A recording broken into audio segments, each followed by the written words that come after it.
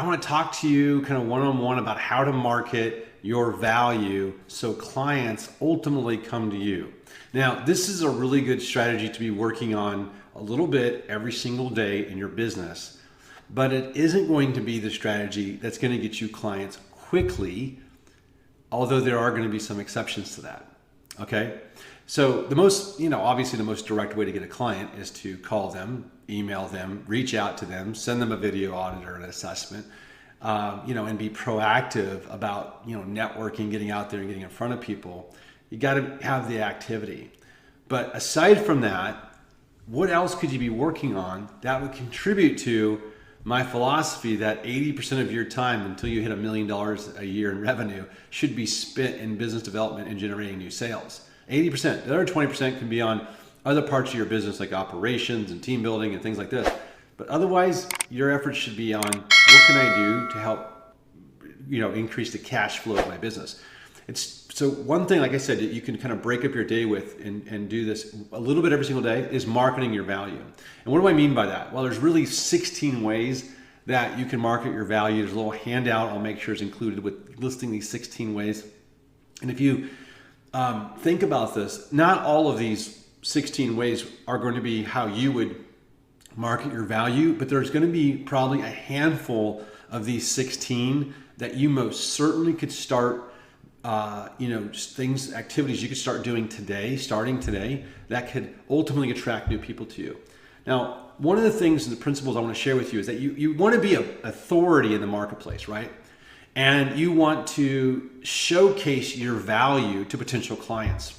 So I always say, what does your own marketing look like? When someone finds you online, is your own marketing up to par? Like if they find you online, your website, your business site, or they find your LinkedIn profile or your Facebook page, do you look the part of a digital marketing consultant or as a trusted advisor? Okay, does that mean you have to have a suit and tie on and a jacket? No, but you also don't want to, have like you dancing on the end table at a party with a beer in your hand holding on to the lamp. So, you want to have like that happy medium where someone goes, yeah, this looks like a pro. This looks like somebody who I could potentially trust to handle and help our team with some marketing efforts. And so, and I don't mean like like I said, like you don't have to dress up. You'll never see me online with a tie, but they will they'll find you, and you can showcase your competence by looking the part in your content. Okay, really important. Okay, so if I ask you right now, do you blog? Do you write articles? Okay. Do you post on Facebook and Instagram on a regular basis with value and information that could actually demonstrate your competence in your area of expertise in a certain consulting subject? Like for instance, there are dozens of ways. I'm going to give you 16 ways. I'm going to run through the list really quickly. Dozens of ways that you can market your value. What I find is most people aren't doing it at all. So this is your competitive advantage. It really is. If you want an unfair advantage to anybody else who's watching this lesson, be one of the first people to tackle what it is I'm going to share with you. There's a lot of different ways you can go out there and market your value. One is, and these are all, not all of these are free, but most of these are free. One is you can go out there and network. When I first got started, I went to every Chamber of Commerce breakfast, luncheon, after hours networking event I could possibly find.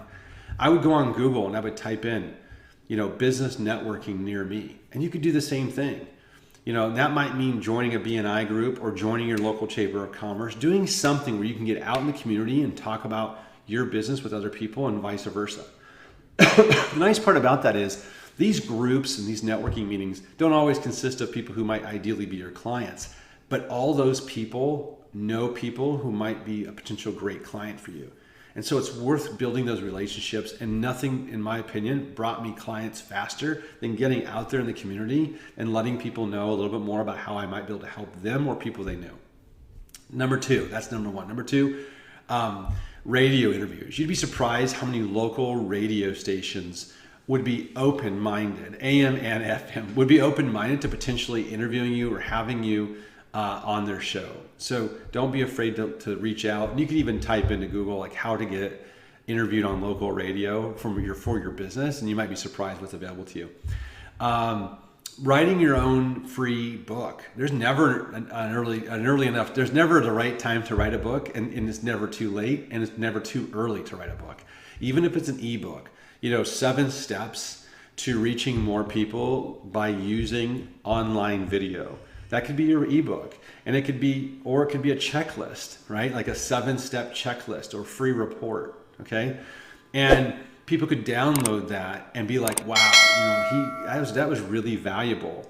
And then you could add that to, this is another one, this is number 4, a sales funnel, where somebody could download it and give you their email. Now they become a potential lead that you could follow up with an email sequence and with a phone call, because they downloaded something that you gave them as valuable up front. You could also have a weekly e-newsletter that you send out to local business owners throughout your area. You can go on to Fiverr.com or Upwork.com and pay somebody to make you a master list, a spreadsheet list of every business owner in your niche, okay, within a 100-mile radius from where you live. And you can put them into a newsletter program with the option to opt out if they don't want it. You can also just send out an email inviting people to opt in to your business or regional letter. So for example, I'm in Northern Virginia, and Northern Virginia is typically referred to as NOVA, NOVVA, stands for Northern Virginia. I could come out with, if I wanted to, the Nova Business Daily, okay, or the Nova Business Monthly, which can be an online monthly newsletter just for Nova-based businesses. And I bet I could get 100 to 200 people and businesses to subscribe to that in my first one or 2 months, just by maybe spending $2 or $3 a day on a Facebook ad, advertising that little opt-in page where they could get, current, fresh, new business building news on my particular niche or subject. That's a way for you to showcase your expertise and market your value, as an example. And I'm just going to keep going through these. Advertising. You could advertise your business like I just mentioned. I'm kind of adding a couple of these together. I mentioned articles and white papers. How about, in addition to local radio, local television? Local television is constantly looking for hot, specific subjects. It's particularly when it's a hot niche subject that could be applied to many different types of businesses. So maybe it's like why video is becoming the most important marketing tactic for 2020 for small to medium-sized businesses, and then you could submit that information or that potential interview topic to a local television show and ask if they'd be interested in interviewing you on this subject, because it's something that is a hot topic right now, and you might be surprised who takes you up on this. I've had students of mine get booked on local television frequently because they just reached out and asked if people would be interested in the topic. Alliances, creating what I call it alliance partners. Like it's almost like having your own BNI group where you find, a handful of people who also sell to the same niche that you do, but maybe aren't in the same type of business that you're in. Okay, so for instance, like if you have a certain niche that you're going after, who sells them payroll services? Who sells them their credit card processing services? What are some other vendors that sell to them? Because they all have sales representatives that you could then talk to or align with. Maybe you pair up with somebody who offers financial services to small business owners in your community, and you become referral partners with each other. And you create these little business alliances where you're referral partners because you all kind of target the same types of businesses, but you don't necessarily offer the same types of services. Really powerful. It's actually the second most effective thing I've done to generate new clients for my business is by doing it through alliance partners. Speaking. I did a lot of local speaking for anyone who would allow me to speak for them. I submitted a one sheet on like 2 or 3 topics with my little bio. I made myself sound like I was an expert, which you can do. You could type in to Google speaker one sheet and download a one sheet speaker sheet on how to do this.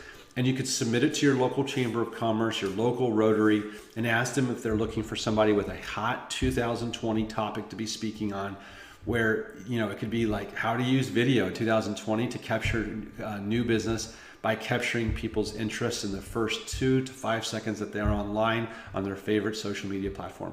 Or, it could be how to retarget website visitors, simply and effectively for only 5 minutes a day, or something like that, where you can do a really quick talk on something that gives value to the room, and then you'll have clients coming to you. Okay, word of mouth is based on referrals. I think as your business grows, asking people who do they know that you should be talking to will help you generate word of mouth referrals. Blogging, I mentioned blogging at the beginning of this. If you're not blogging, there's a couple things that aren't happening then. Number one, your website probably isn't optimizing very well for search. And number two, most businesses and owners would expect that a business that's selling or offering consulting services or marketing services of any type is probably going to be active online in terms of expressing their knowledge and expertise through articles or a blog. You can have a blog on your website for free. You can also pay someone on Fiverr to write your blog posts on specific areas of expertise, and they could be your ghostwriter if you don't want to do any writing. You can also have them write articles, and you can post those articles on LinkedIn. I can't even believe, this is one of the ways to market your value, how many people don't even have a website, let alone a blog attached to it. But the blog is also where you can list links and resources and videos, and you can have videos on there of you teaching small micro pieces of what it is you can help businesses with. Maybe it's just educating a business on how they could use video to educate their audience, for example, stuff like that.